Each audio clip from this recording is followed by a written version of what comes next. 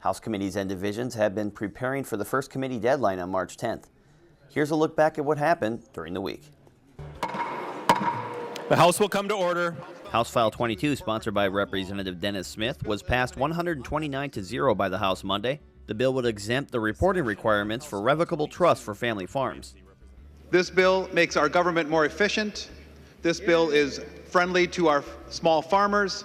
This bill is supported by the State Bar Association, and I ask for your support. It now goes to the Senate, where Senator Scott Newman is sponsored.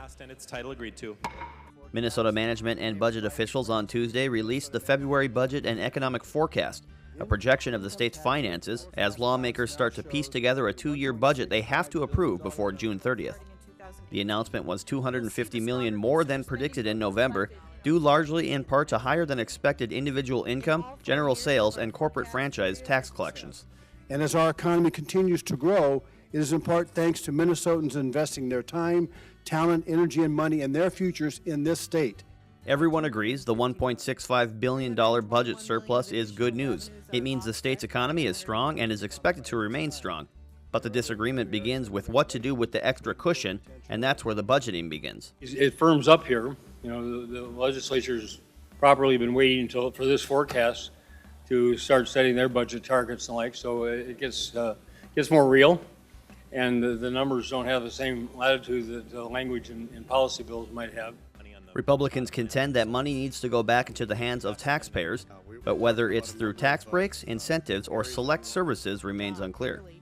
Remember that a surplus is we've collected more money than we need from Minnesotans. We think we should give some of that back, reinvest back in Minnesotans. On Tuesday, the House Health and Human Services Finance Committee heard testimony on House File 1564. The bill, sponsored by Representative Mary Franzen, would appropriate $31 million in the 2018-19 biennium and $51 million in the 2020-21 biennium to provide home visiting services to more pregnant and parenting teens. Several testifiers spoke in favor of the proposed legislation. Please support the governor's family home visiting proposal so more young parents can have better future and learn to be independent. The bill was held over as amended for possible inclusion in a potential omnibus bill. The House Health and Human Services Reform Committee heard testimony Wednesday on House File 774, which would modernize Minnesota's Deaf and Hard of Hearing Services Act and appropriate $3 million over the 2018-19 biennium. Jamie Taylor, a member of the Commission of Deaf, Deafblind, and Hard of Hearing Minnesotans, spoke in favor of the bill.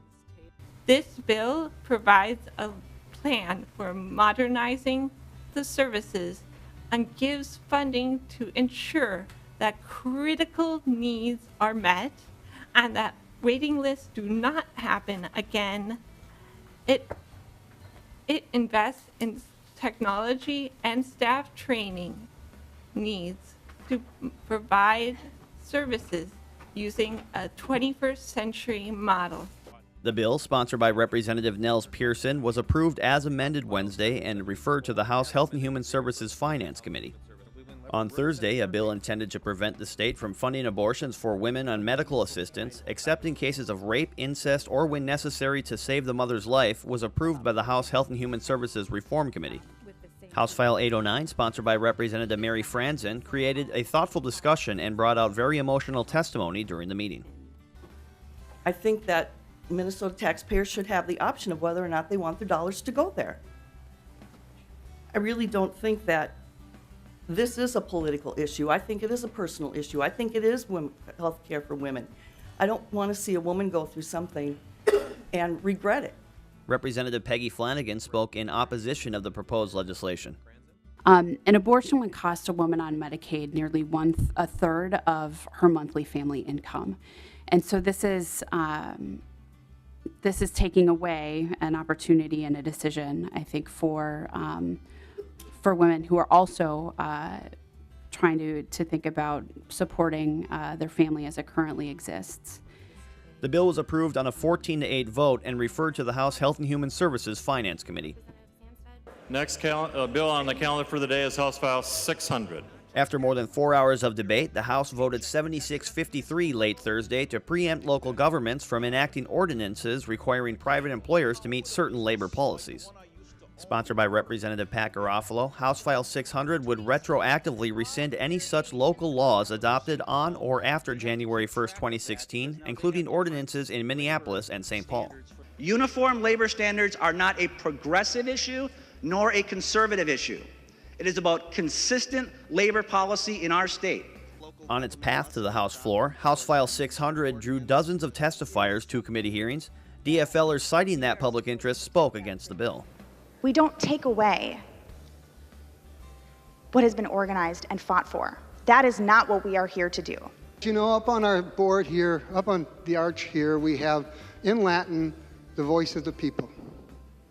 And I think we need to find the way to say in Latin, the voice of corporations, because that's what this bill is.